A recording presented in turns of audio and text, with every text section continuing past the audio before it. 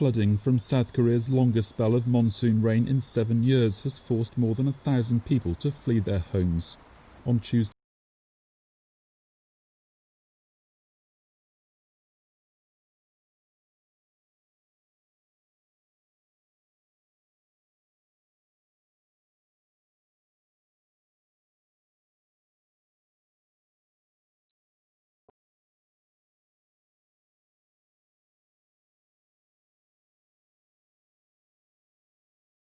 it included action to prevent landslides and further evacuations, even in cases of little apparent danger. The heavy rains seen in South Korea have also battered parts of China, Thailand, Myanmar and India in recent days. And in neighbouring North Korea, state media warned of possible flooding, saying that some areas were also experiencing heavy rainfall.